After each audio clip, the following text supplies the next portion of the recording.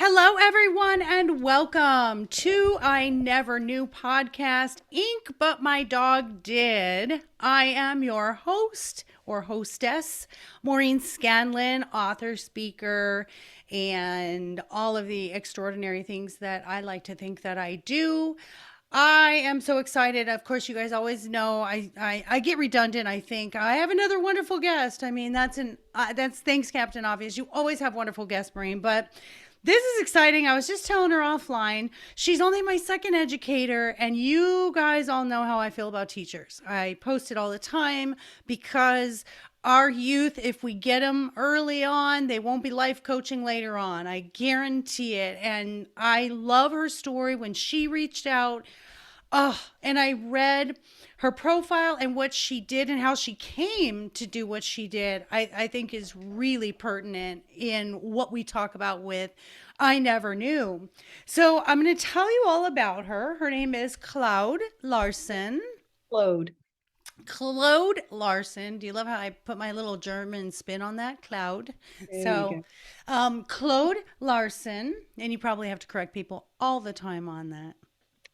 Yeah, that has been a lifelong journey. I think that's why I'm very patient. I just, let me explain And I it. usually ask beforehand, so I'm so sorry for that. But No Claude worries. Larson, so she is an educator with 25 years of classroom experience with young adults, which, whew, Godspeed our young adults. I'm raising my 15, he just turned 15 on Saturday, my 15-year-old grandson, and it is a challenge.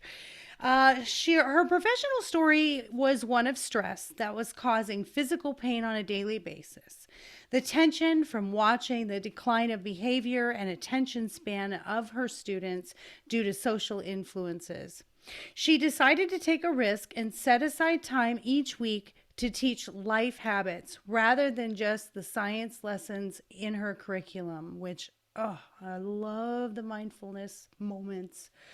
The results were remarkable. Topics like clarifying values, establishing boundaries, letting go of grudges, and building better life habits were met with such a positive response from her students that her plan of doing these little lessons went from her initial 10-week plan, even if it was going to be an uphill battle or even if it wasn't well received or made no impact. She just couldn't go on leaving work feeling that she wasn't affecting change. After 2 years of amazing discussions with her young adult students, she published these lessons in books. I am so excited. Welcome, Claude. Thank you so much. Thanks for having me. I'm so excited to be here. Oh, I have goosebumps because, being a teacher is, I think you should be paid the way professional athletes get paid. It should be the reverse. It should be reverse. I say this all the time. It needs to be reverse. And I always tell, I had a difficult son that was a teenager. I had difficult daughters who were teenagers, and now raising my 15-year-old grandson. I always say I don't know how teachers do 30 of you because it's a lot at that age, especially these are not Yes. kindergarteners. And I So, had that was I mean, here's what helped. So I had between 100, like there were some years I had 150 students. There were some years I had maybe more like 125. 13 and 14-year olds. So I predominantly taught eighth grade. I tested the waters in high school and I just knew I wasn't going to be a high school teacher, but I really liked middle school because you can still wow them, you can still engage them. They're not too cool for school. They're like nerdy enough that you can sort of like bring them along with you and joke, like they're old enough you can joke around with them. You would never make fun of them because never. I mean, they're so um insecure in so many ways. It's like, highly sensitive phase right there. oh, so much. But that was my job, surrounding myself with 120 to 150 13 to 14-year olds every day. And what was nice was I was super passionate about the content I was teaching. I loved physics, I loved chemistry, and they were young enough that it wasn't all about math. It was like, let's blow things up, let's set things on fire, but like in a controlled way.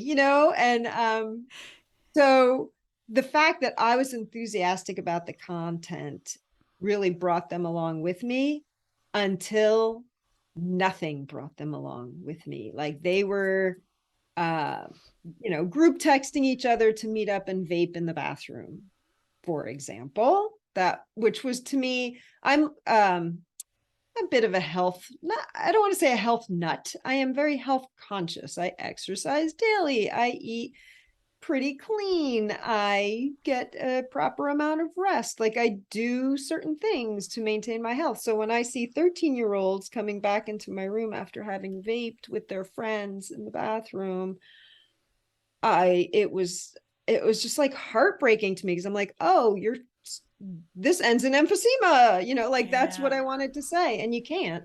Um, I mean, you can in a roundabout way, but it wasn't getting through, and they were, and I think this was true when I was a kid. I mean, I'm 58 now, but when I was a teenager, my parents were the stupidest adults on the planet. They didn't know anything. They didn't understand any of my problems. They had never been through what I'd been through, never had their heart broken. They never had any of those things, of course. And these teenagers are exactly the same. So I think even though the world has changed and what they perceive as their big problems might be different than what we perceived when we were younger, ultimately every teenager is going through the angst of nobody understands me, I'm the only one, and everybody's pointing and looking at me and it's humiliating. Meanwhile, it's like everybody's so busy trying not to embarrass themselves. You should not Yes. worry about it. That is so true. And before we started, you said we're from different generations. We actually are not from different generations. I am 52 Oh, and my husband is 56. So I call it the unsupervised generation so true. because our parents were very much not helicopter parents or intrusive or even, sorry to say, even engaged in a lot of what we were doing. They were busy surviving as well. Now, since you were teaching for 25 years, what do you think about the difference with the technology advancements and how much different and how much more difficult did that make your teaching? Because you talk about the phone chatting group, what do you think? Yeah. Oh, the pervasive use of social media by young people, I think to me was one of the most detrimental things. Yes, for their health, the nonsense that they could put into their body and get easy access to certainly accelerated over time. But um, I think what really has created a generation of depression, anxiety, social phobias, physical ailments, so many of them now have chronic stress and digestive issues and all these other things. And I think it is the comparison of somebody's highlight reel on social media to the life they're actually living. And they think it's crap. They don't realize everybody goes through this, everybody. And just because you snapped one good moment or one 15-second TikTok video or whatever, just because you got one good thing doesn't mean the rest of your life is like rainbows and roses. But they can't see it. Yeah. And all they see is where they fall short because they are comparing themselves unrealistically. And it's their self-worth is hanging in that balance. I feel like, Yeah. if I, and they're sleeping with their phone under their pillow, what if I miss text messages and then I won't be in the loop and then I won't be with the cool group and then I'll lose my social status? And yeah, yeah, I it's agree. And there's a dichotomy here where I was bullied in junior high. And it was physically scary because I didn't know if someone was going to bump into me. And I actually got into an actual physical fist fight. I'd had enough and I just reached my point, got into a fight with a girl at recess. And so that was like a physical threat, right? But it was controlled, I think. I could have the teacher or we'd be in school, it was controlled. And the irony of this is people are behind keyboards and they're bullying people, and these kids are committing suicide just based off of what somebody's typing on a screen.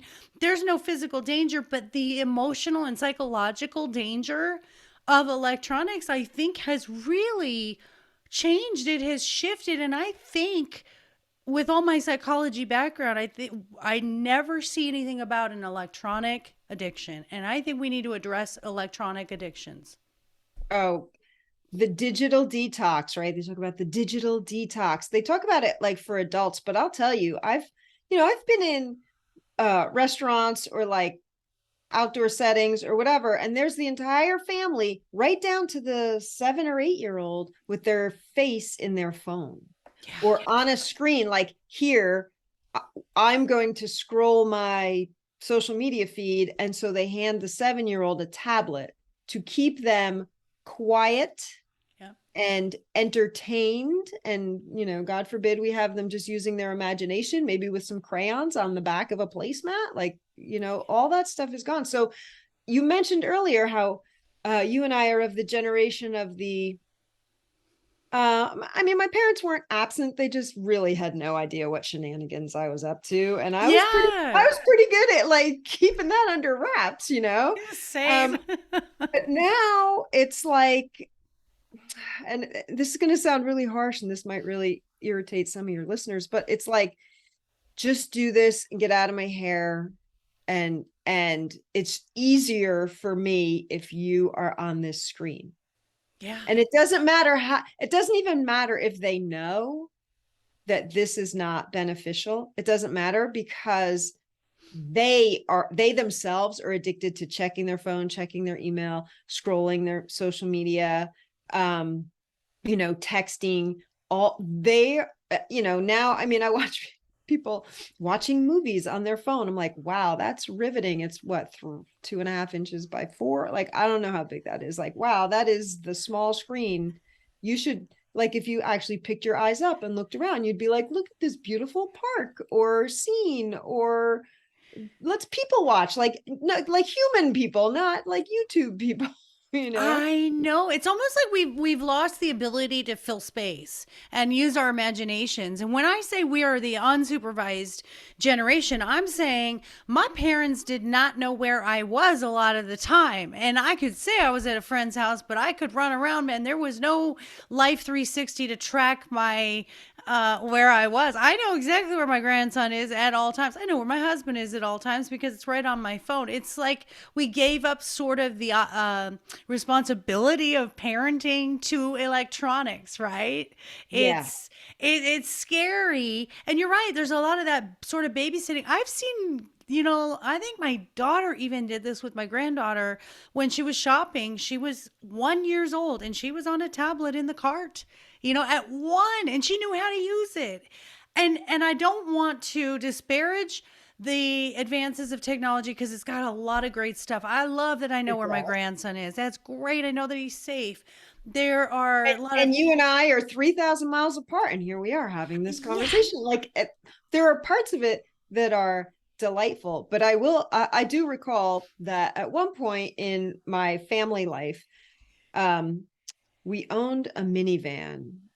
It's every time I drove it, I would just go, I look and feel ridiculous. And my husband would go, you look ridiculous driving that car. I know. Like, this is not my car. I didn't pick it. I didn't want it. Here we are. We have a minivan. And the big bummer for our kids, we didn't get the like drop down screen so that you could put in a movie and they could watch it from the back seat. And I remember how ticked off they were because their friends had. I said, I don't care. Like, bring a book, bring, I was like, bring an etch a sketch for all I care. I don't care. But like, I am not having you unable to entertain your own mind with your own thoughts. Look at the scenery, like, make the truckers honk their horn. I don't care what you do, but I am not pacifying you with a movie. And I want to say at that point, they were maybe, I don't know if they were in double digits. They might have been like 7, 8. Yeah. 9 in there, but Yeah. just they wanted it because their friends had it. I was like, yeah, there were other victories. I want to say there were other victories that we had. Like your friend has a dirt bike and you do not. Your friend has a four-wheeler, you do not. You're Like, right. they were just like, see yours, those legs, like oh, this bicycle works great. You should try and use it. Exactly. And what I Uh, have found with a lot of my coaching clients is the FOMO is real. That fear of missing out. And I've actually had to, with some of my clients, say, you have to get off of electronics, an hour before bedtime because you're not sleeping well, because you're stimulating your brain. You need to get off of your phone when you're hanging out with your child. You need to get off of your phone at dinner time. We do not allow phones at the table at all, or when we're doing something as a family. Like, no one's going to be stuck on those phones. I don't want to see the tops of your heads. I want to see your faces. And the FOMO is truly sort of this addiction where if I'm if I'm not present in my life, I feel like somebody's doing something I can't do. And that comparison thing you talked about is huge because it looks like, oh, this person's traveling, this person's having fun, and they're doing all these things. No, they're not. No, they are not. And you're right. Those little highlights, they're arguing with their mom behind the scenes right now, I guarantee you. So you're absolutely right. So tell me what it was like in this journey of being a teacher, and what did you find was one of the key causes for them losing interest in being educated besides the electronics? okay, so I'll give you like the Reader's Digest of the teaching journey. I mean, I started in 1986, so we didn't even have computers, right? And kids were pretty attentive, for the most part, and respectful and parent and if you had to call a parent, like 99% of the time there was a shift in the behavior of the student whose parent you were calling. Yeah. um because it was like I'm super concerned about your kid's behavior and these are the things that are happening, and they were also concerned about it, and the shift started to be, look, I pay my taxes, they're your problem from 7:15 to 3 o'clock. Wow. Right. So when you start hearing that, you go, thank you very much for taking my phone call. And then you knew you had to do this from a different angle. Do you know what I mean? Oh, absolutely. Then And it was all on your shoulders because they weren't going to of take course, accountability or make the child take accountability. that's right. And so then when that shift started, not far afterwards, the kids started with that because it was, if my parents aren't invested in me being attentive and productive in my education, why should I be? Yeah. And why should I look? That was the, teachers love the question, why do I have to know this? you know, ah. um, and it was kind of like, if you could Google it, I didn't, I really didn't worry about teaching you what you could Google, if that makes Wow. sense. So here I was doing like, if you could, what is the speed of light? Like, I don't need you to memorize this, like you could Google that and know in 1 second what the speed, faster than the speed of light, you could know what it is. So I really changed my focus, and it kept kids engaged. And I have to say, like, I was a solid teacher. I loved my content. I knew my content. I managed my classroom. Behavior issues, just like, they were pretty rare in my classroom until the last few years. Mm-hmm. And it became, no matter how engaging my content, I mean, I'd have this giant lab table with a big beaker, and green fire would be coming out of the beaker. I could not capture their attention. What? They were like, like they, you know, it it was bizarre to me. Like, oh, we're going to make rockets and then we're going to launch them outside. So we're going to build them out of this and that. And like, we're doing these rocket launches. We're, you know, and then they were, and the kids would be like, can I take mine home? At the end, we'd make these water rockets, and they were super fun. And they'd spend like, the better part of a week building them in class. And then on Friday, you go out and everybody'd get a little muddy, and they'd splash with water, and you'd make these rockets go up. They were super exciting, right? And the kids would all run over and get their rocket after it had launched and landed and be like, okay, can I take mine home? Every kid wanted that. And the last couple, again, when I started being concerned about this, they would take their rocket and like stomp on it, smash it, throw it in the trash, throw it against like the side of the building. Like, I was like, they just spent time making that. They had like complete disregard for their own efforts. And it was really unsettling. Like I was and I heard the same. I spoke with the industrial arts teacher. He says, my kids used to come and they'd make, a birdhouse or a napkin holder, whatever you make in middle school industrial arts, and you would sand it and stain it and varnish it and all the, I don't know, insert wood terms here. I don't know, because I didn't teach that, but they'd take it home. They were so proud of it. And then their family would like use it on the kitchen table. This is where we put our napkins for dinner. Like it was that kind of like, you had pride in your work.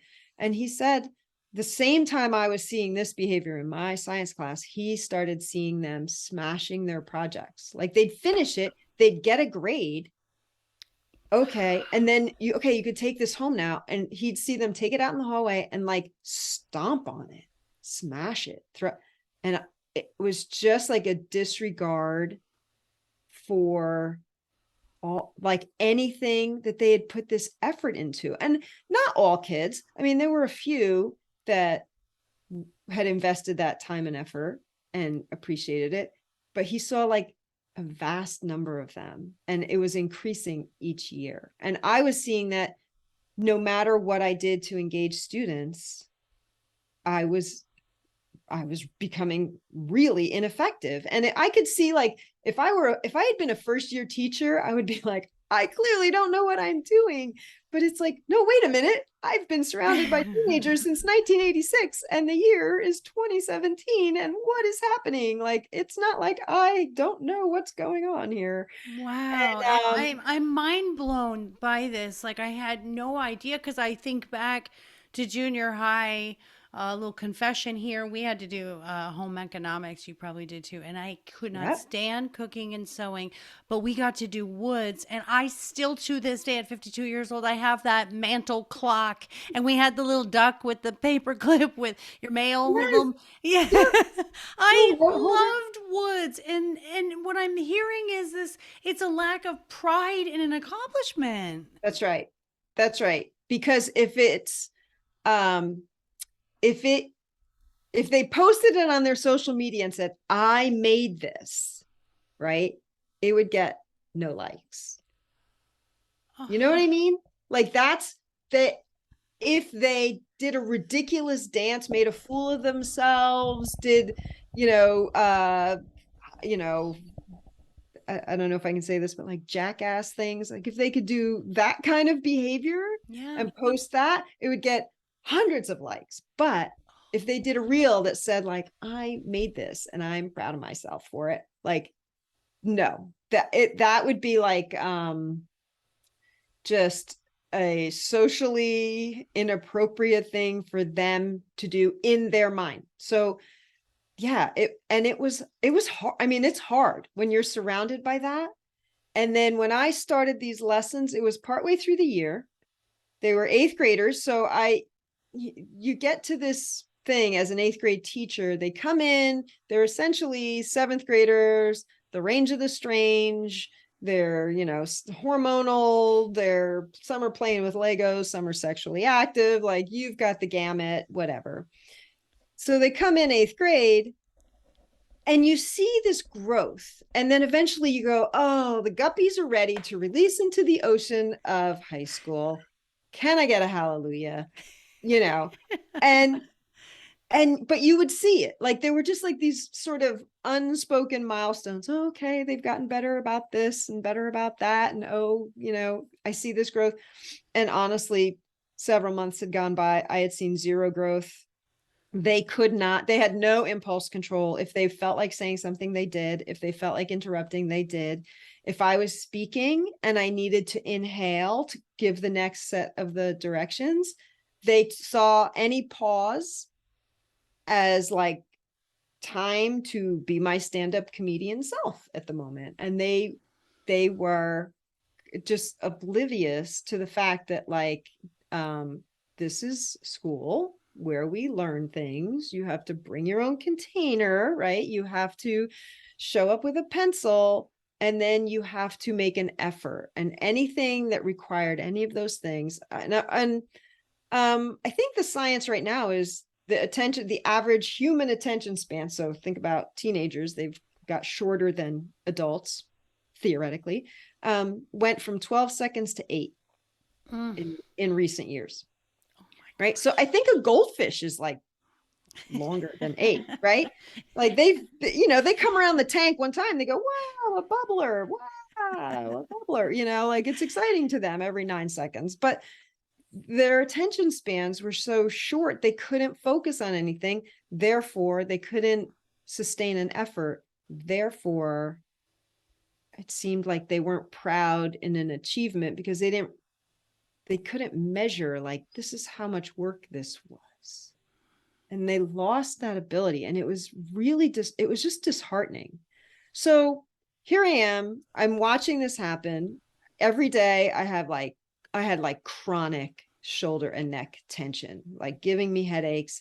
And it was just from, can you stop that? Can you sit down? Can you please put that down? Can you not interrupt me? Can you do it?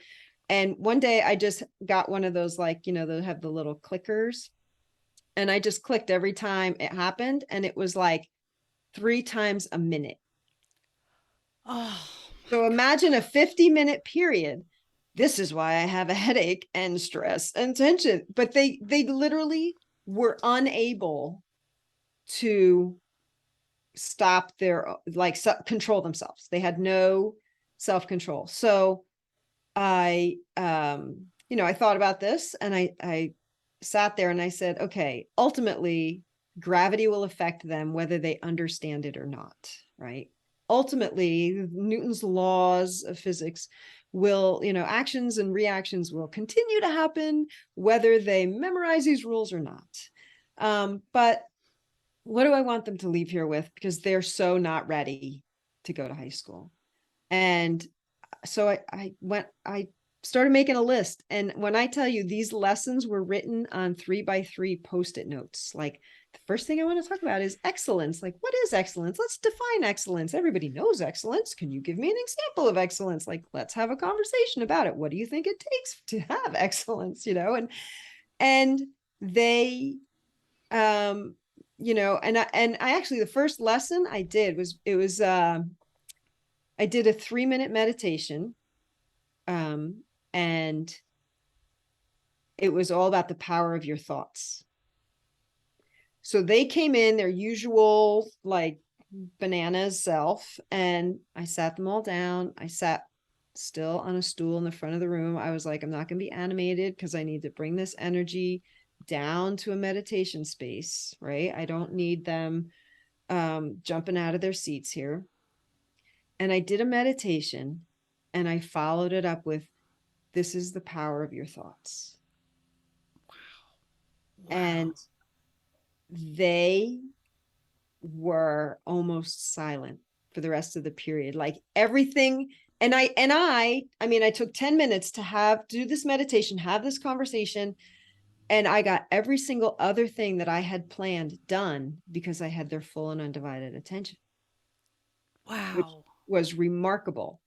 Then, and this was the part, because I thought, and I was very nervous because I thought, well, I could really fall flat on my face here. These are 14-year-olds. They're not super, they're not super kind. If they see some, if they have that little drop of blood in the water, they're going to circle, and I thought, But you got to kind of steel your nerve, because after you've been doing it for a while, you're like, what's the worst that can happen? Like I said to myself, what's the worst that can happen? I do this for 10 weeks. I embarrass myself for 10 weeks. I say, okay, I gave it a solid effort, right?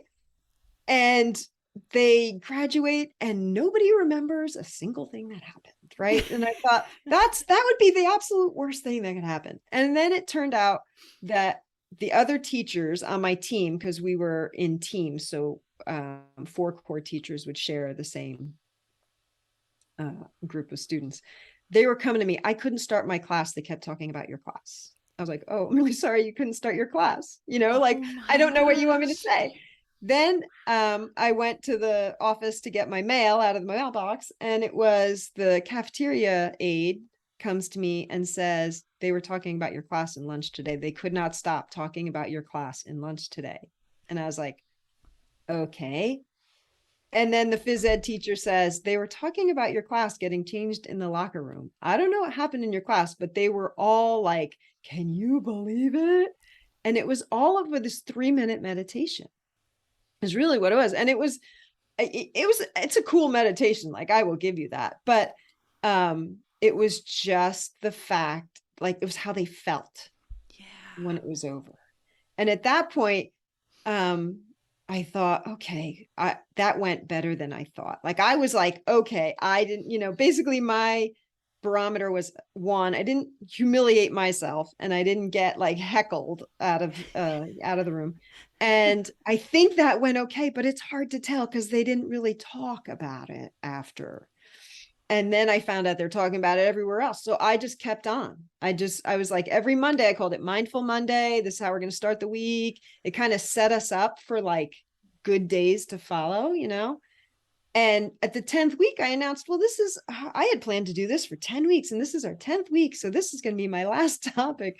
And one student who, he lived in a household where if the parents were not absent, they were there, they were angry, and they were probably under the influence of something. So his life was not a smooth road in any way, shape, or form. He raises his hand and he says to me, I think that we should do this more than we should do science. Like, I need, like, he admitted, he recognized in himself that those 10 little conversations that we had were more important to him than anything else. And I will be clear, he did not suddenly start doing my chemistry homework because of these lessons. However, he would enter my room, his shoulders would drop, and he wasn't nasty like he was with a lot of the other teachers. He wasn't rude to the students in my room, in my presence. And he started to recognize that these were things nobody had talked to him about, and that he might want to pay attention. And at the end of the school year, I had a conversation with him. I said, listen, right now, your current living situation does not have to be your future. Oh, It is the power of your thoughts that will decide your future for you. If you want to raise kids who feel like you do, then act just the way your parents have treated you. And if you want to have kids that like adore you and love you and want to hang out with, then make choices according to that. But it is 100% within your control. And he looked at me and he was like, I know that now. I didn't know that before. Like, he just thought, this is what life is. This is what I got handed. And so therefore this is that. And I thought, of course, yeah, they only know what they know, and they perpetuate what they know.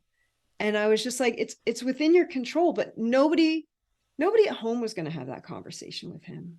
no, no, those Oh, generational cycles were going to keep going on, especially when there's, addictions or, oh yeah.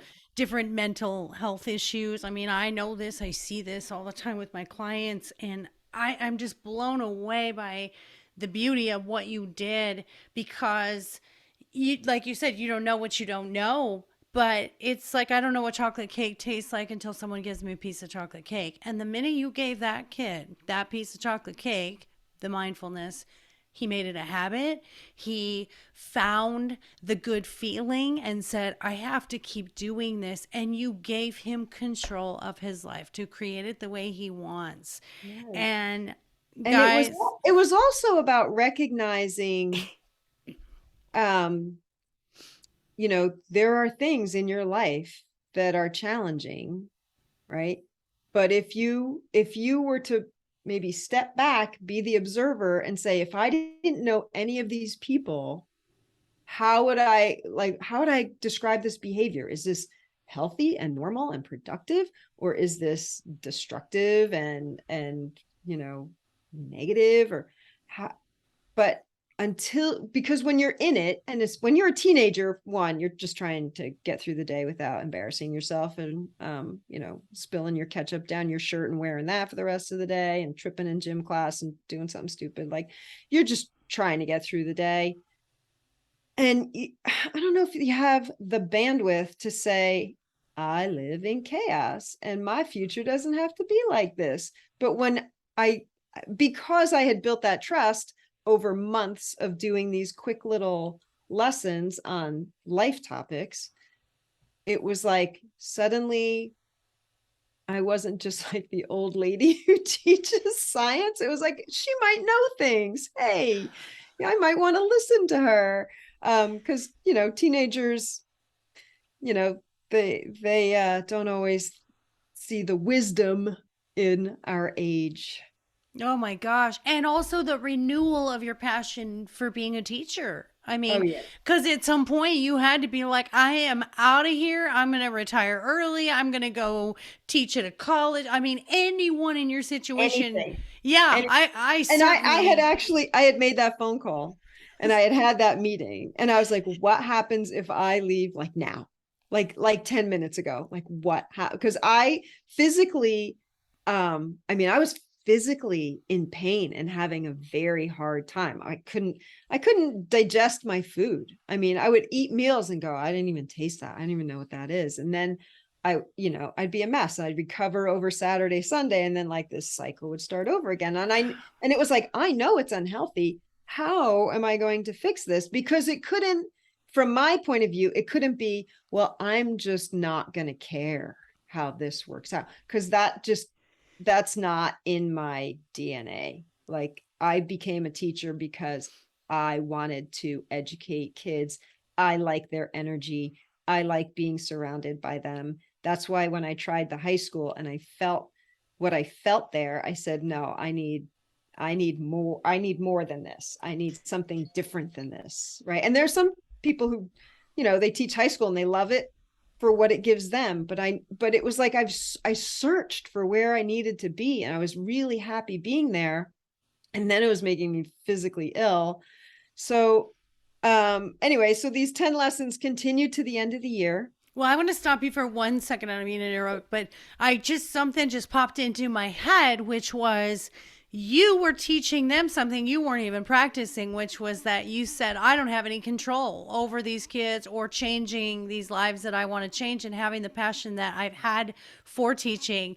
And it's so funny when the students become the teachers. And when you saw this renewed, I can make a difference in children's lives like I did when I started 25 years ago.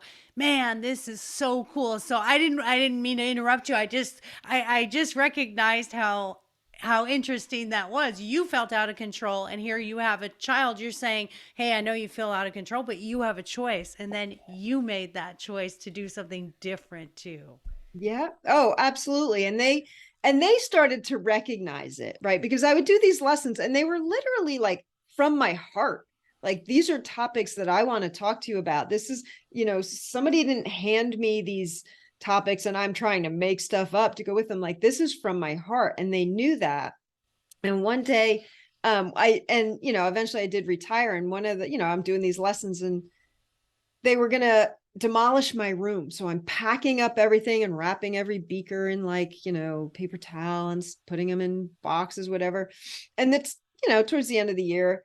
And the kids were working on something while I was quietly, packaging things in the back of the room. And one kid says to me, "Oh, are you going to be in this room next? Oh, why are you doing that?" I said, "Well, they're going to demolish the room and it's going to be a whole new science lab. Super cool. It's going to have all these great things." Oh, he says, "So are you going to be in this room next year?" I go, "No, somebody else is going to be in here." I told him the name of the teacher. Oh, he says, "Where are you going to be?" I go, somewhere else, because I really wasn't telling anybody that I was retiring. It was one of those like, I'm going to do my job the way I've done my job all this time. And when I walk out, I'm going to walk out with my backpack on my shoulder like I have every day for 25 years. Like I am going out.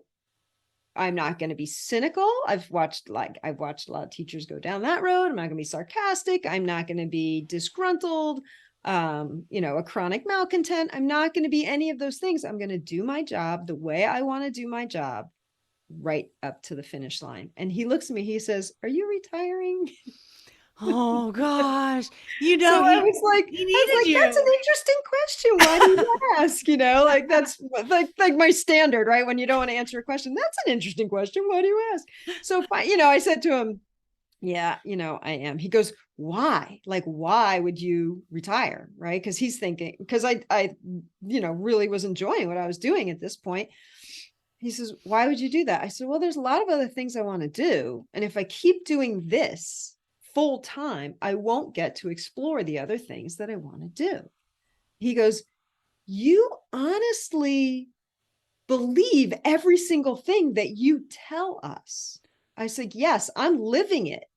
Like that's not like I'm not blowing smoke at you guys. Like I am living it. I want to invest my time and explore and, create more art. And I want to, I have an energy healing practice and I want to continue to build my client base. Like there's a lot of things that I have irons in the fire for.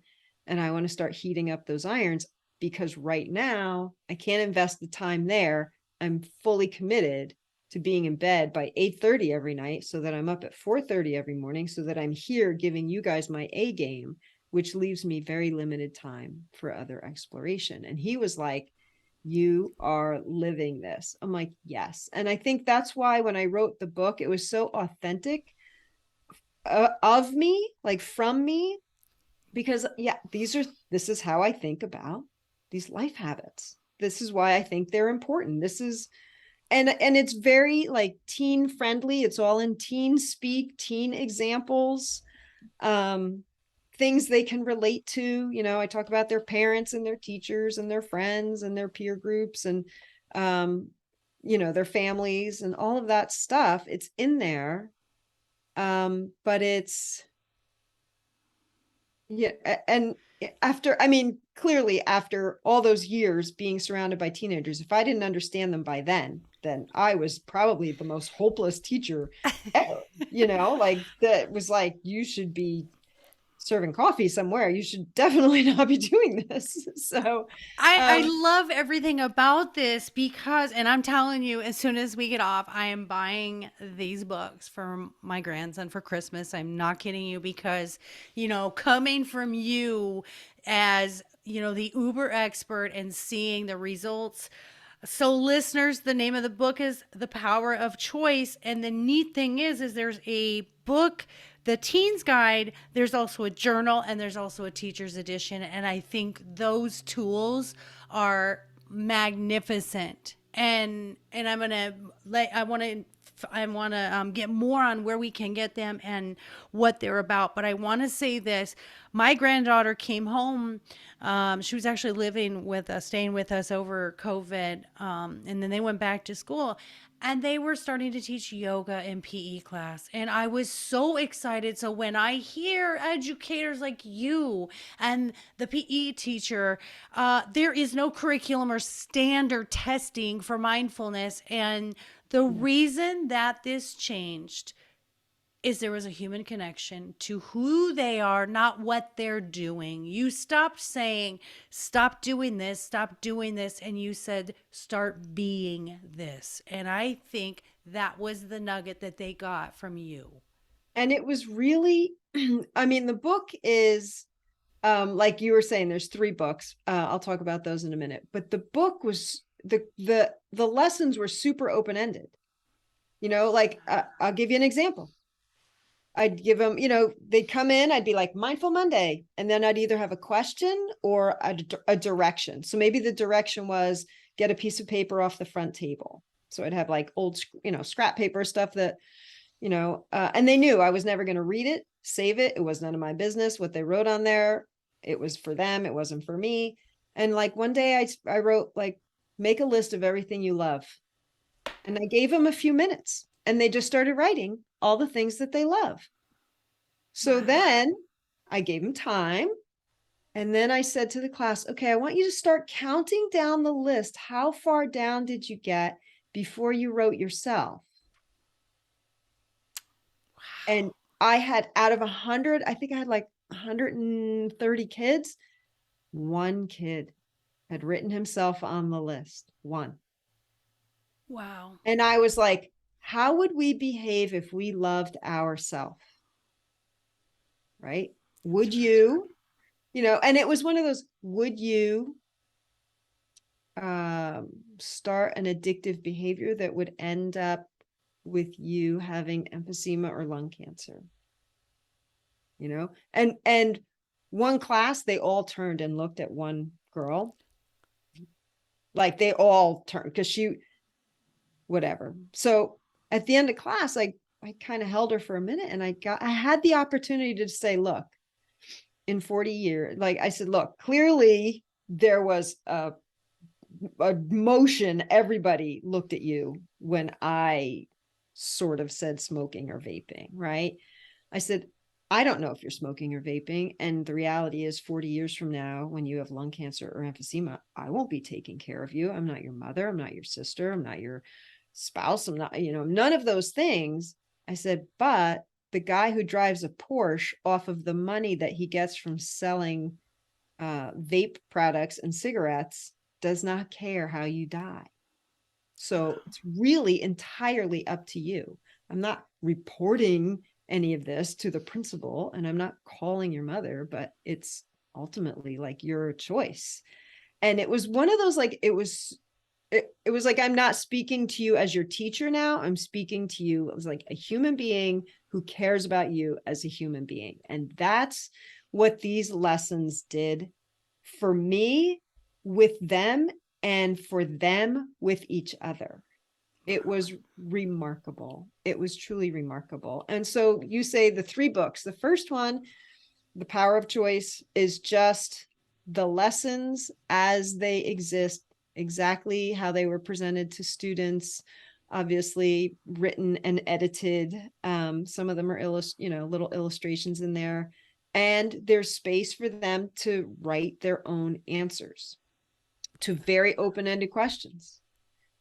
The companion journal is if you were to decide to get the ebook, which not, I didn't want to have an ebook, but like the publisher was like, you have to. And everybody was like, you have to. And I was like, but do I have to? Really? No. I know, but there it is. So there's an ebook, but the companion journal goes with the ebook so that you have a place to write the answers to everything. And like some of them, there Okay. were like little, like 4 square boxes. And in this box, you write this. And in this box, you write that. And, so it's all the same graphics that was in the original book, but it's a companion to the ebook.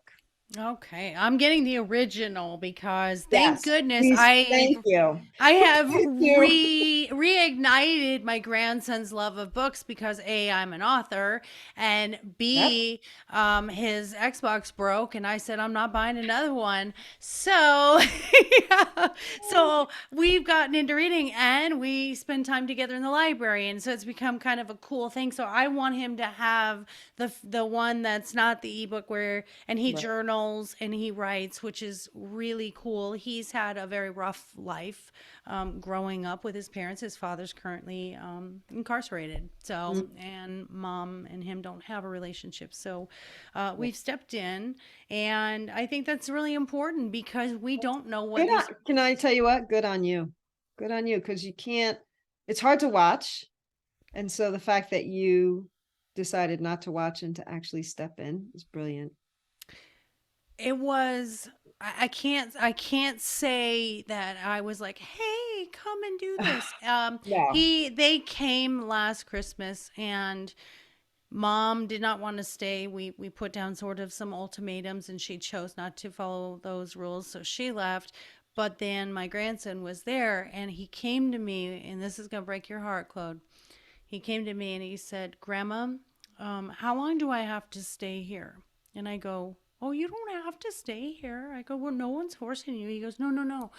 I mean, how long can I stay here until I wear out my welcome?"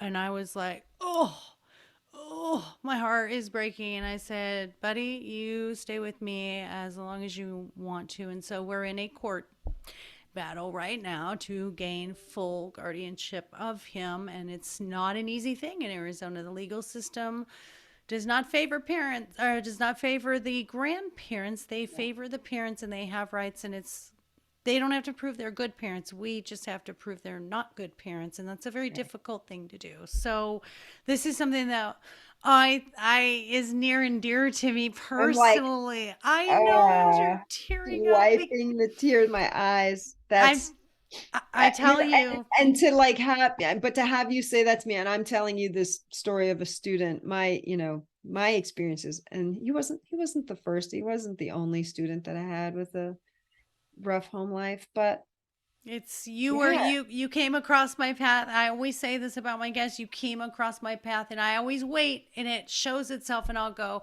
"Oh, there it is." And there so it is. you should know I definitely will buy this book, and I definitely am such I mean, I have a Facebook group called Mindfulness and Positivity Seekers.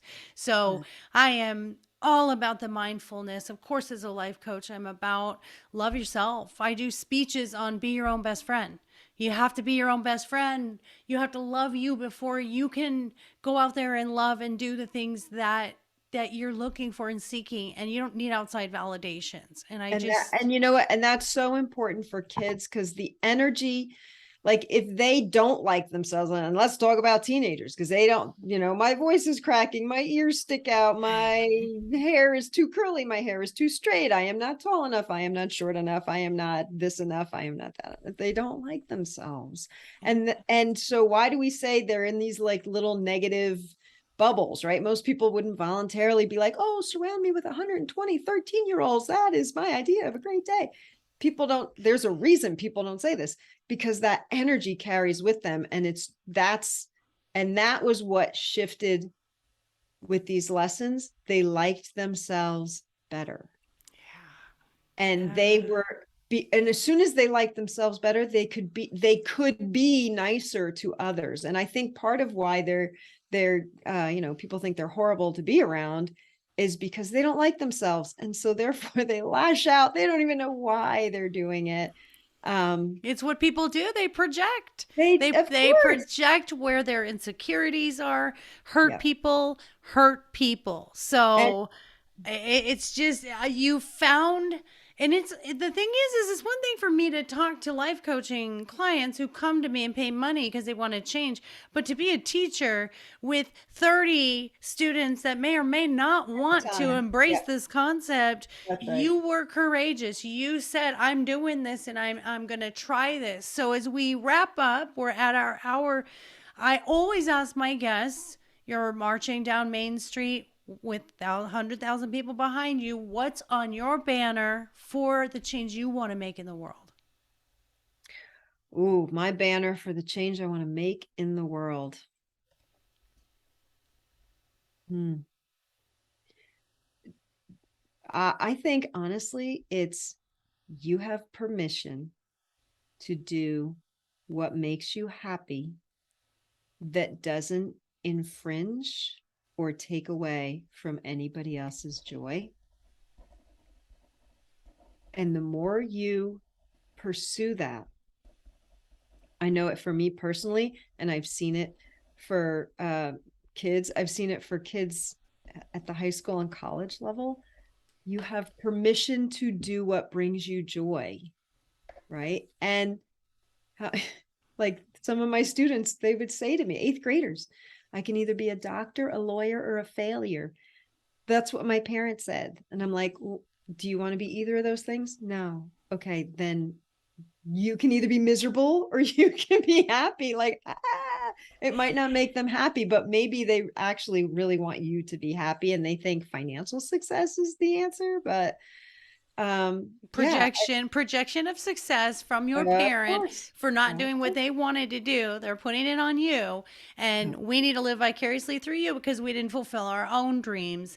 And this is how we carry on these generational things continuously. Yes, go to the sideline of any recreational soccer field and you will see Oh, like the crazy parent, and you're like, dude, check yourself because you look bananas right now. And A like I hundred percent. I just did a podcast interview with Shawnee Harley, who is a two-time Olympic coach, and she now is an empowerment coach who actually does that coaching with the parents and the students. And she said, if I'm just coaching the students, it's great, but it's not just the students, it's the parents that are always, they always have something to say about it. So I love that you just said that, because I just did that podcast yesterday or the day before, and she's amazing, and she's, you know, straightforward about mindset when it comes to athletics and coaching. So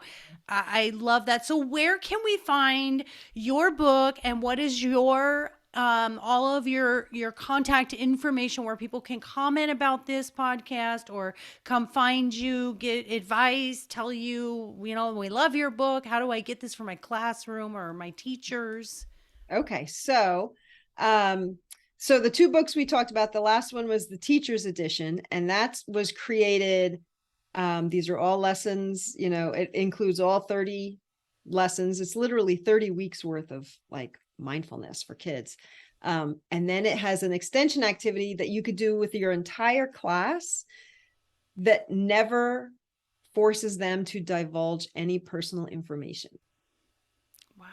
So Wow. it's kind of like pick the most popular movie, right? Like one of them is like evaluating your own behavior. Is this feels good and it's good for you? Does it feel good and it's bad for you? Does it feel bad and it's good for you? Does it feel bad and it's bad for you? You know, like, and then it's kind of like you pick a movie or the book they're reading in language arts or whatever, and then you evaluate one of the main characters.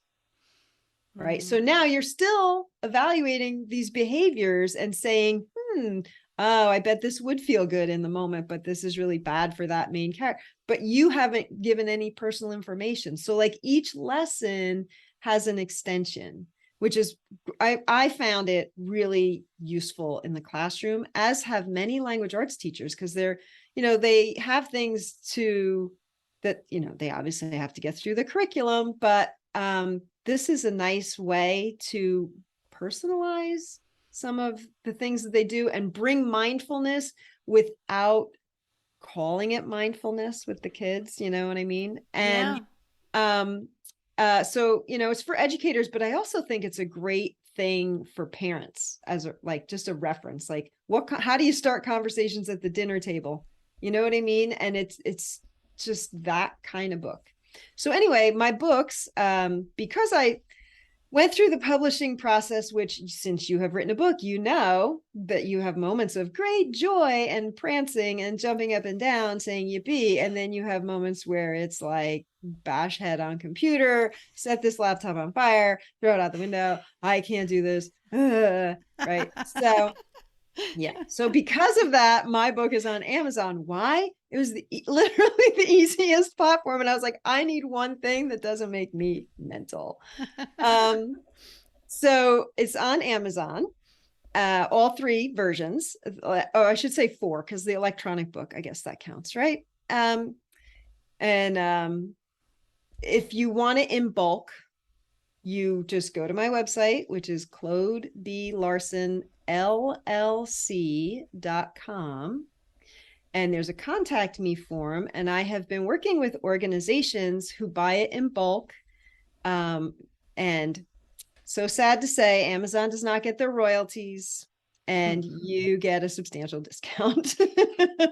Exactly. Yeah. Exactly. Amazon, Yeah. they have no, people do not have any idea when you publish a book and you put it on Amazon how little the author actually gets. So I Yes. encourage True. people to go straight to your authors if possible to buy those books because it actually costs us money every time it's a print to order a book. So I Yeah. agree with you. So this is great. I'm going to put that information up.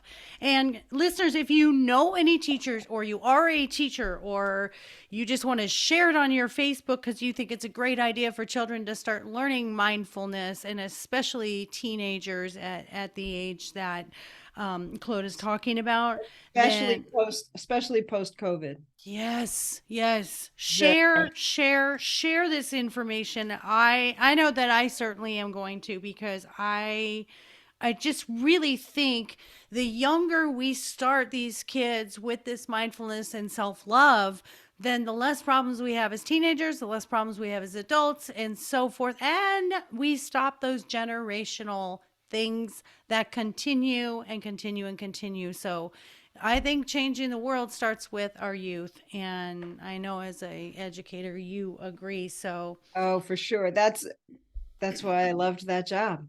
It yeah. makes yeah. And we That's why love you for being a teacher that loves your job. My grandson comes home all the time and tells me about these teachers that call students out and make fun of them or that criticize them. I I it's had I had ah, at one time I had a teacher do that in my room and the entire class looked at me and I was like, guys, I just need a minute. And I like literally counted to 10 in my head. And I turned to the teacher and I just like excused them. Like, have a nice day. Here's my door. Like I wasn't going to get into it in front of 25 kids, but like they could see I was like seething at what had just happened. And yet I was like, and this is how we manage it. We count to 10. We say, bye-bye. And I like went on, but they saw me like pull myself together. good. and at that Good. point, and at that point, like they realized, like, oh, yeah, like because I could, I mean, if it had been two adults in the room, I would have said, let me tell you my thoughts on this. Um, Right. but um, Yeah, I think it's but it wasn't. disheartening. And it was kind of like you humiliated a student. I'm not, it is not okay for me to humiliate you in this moment, but it's okay for me to excuse you and send you out of my room. I, of course, afterwards said, look, just so you know, like the opinions of some people are not the opinions of everyone. And you should know that, like, I believe in you and that you are going to be fine. And this Wow. person doesn't know anything of value about your life. That's just how it is. And We need a million more of you. We need every teacher. We need you going to every school and saying this is how you behave because I firmly feel with my medical background starting in nursing and I hear about caretakers that are not that are abusive or that are neglectful or teachers that humiliate these students. To me, you're in the wrong darn field. Get out of it. If you are not empathetic and if you are not passionate about it, go to a cubicle where it's just you and the computer and you don't have to do any human interaction because if you can't do that, get out of the field where teachers like Miss Larson can do the best work. And I'm on yeah, my soapbox right now because it's something I'm so passionate about besides dogs. So all right, I'm going to wrap it up. We are 10 minutes over, but oh my gosh, I cannot thank you enough for being here. This information was wonderful. I cannot wait to see these books and I cannot wait to buy this for my grandson.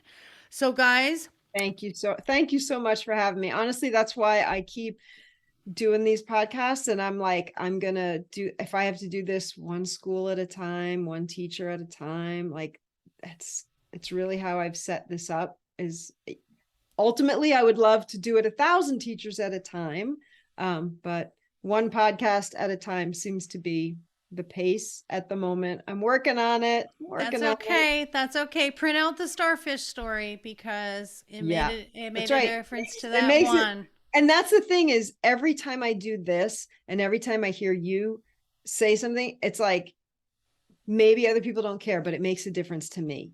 And that's how I want kids to feel. Yeah. Oh, I do this. Nobody else thinks it's cool, but it makes me happy and it's important to me. And so therefore I'm going to keep doing it. And they're Right. going to teach others, and they're going to be the ripple that Right. then touches. We may not touch the millions we want to touch, but I tell you it will touch the millions, because you change one and then they change, they talk to their friends or five friends and their Their five pulse friends. down. Yeah, and I mean Or they that's, just, or they have a better relationship with their family. yeah.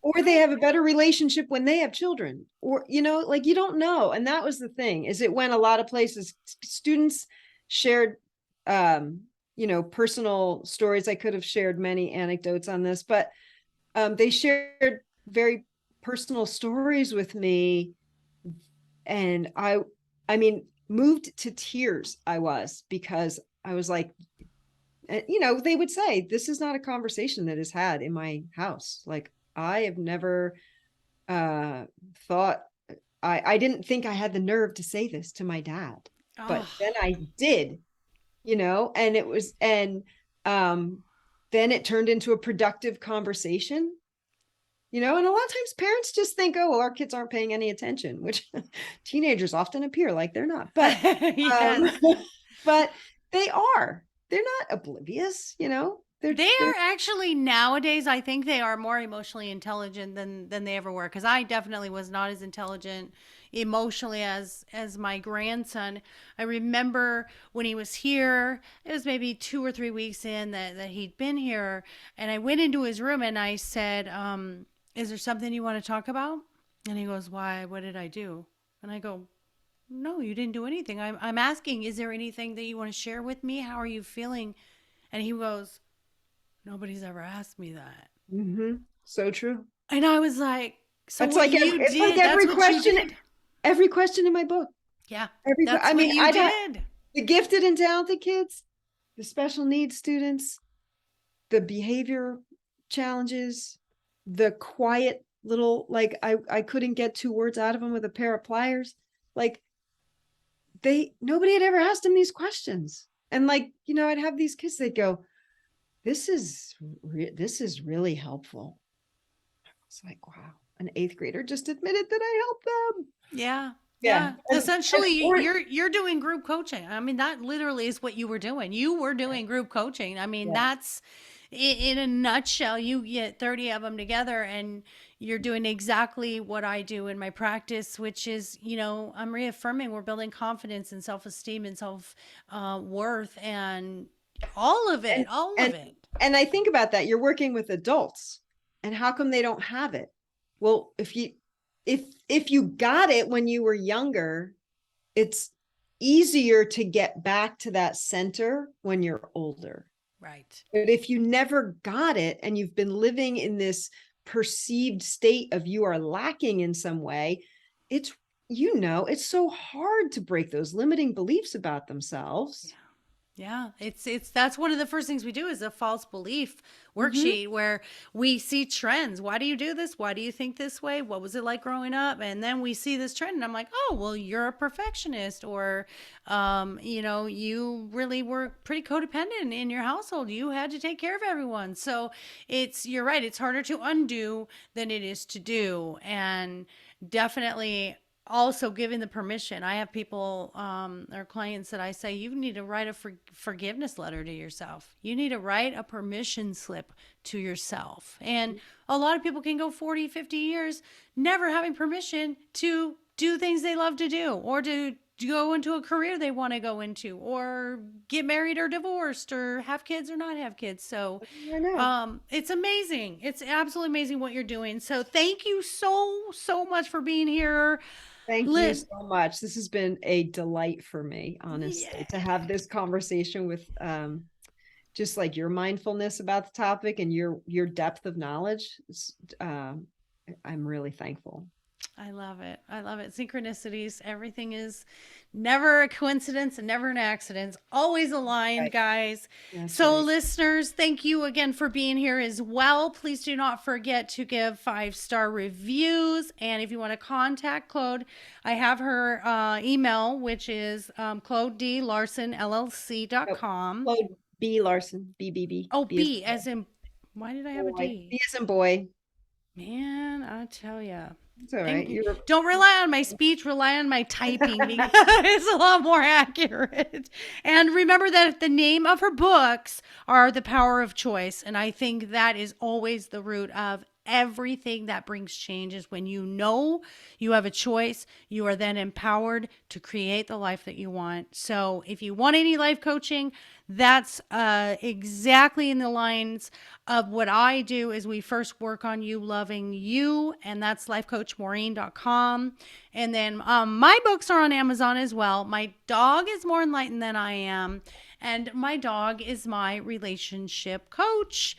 And we have our doggy boutique. My dog is everything.net. Guess what kind of animal I love? Big shocker. Yes, the dogs teach everything unconditionally and mindful. They live in the moment. And so go grab those. Those books also will keep you in alignment with who you are and help you have better relationships, whether romantic, family, or friendships. So, thank you all, and we will see you next episode. Take care, everyone. Be well and be happy. Bye.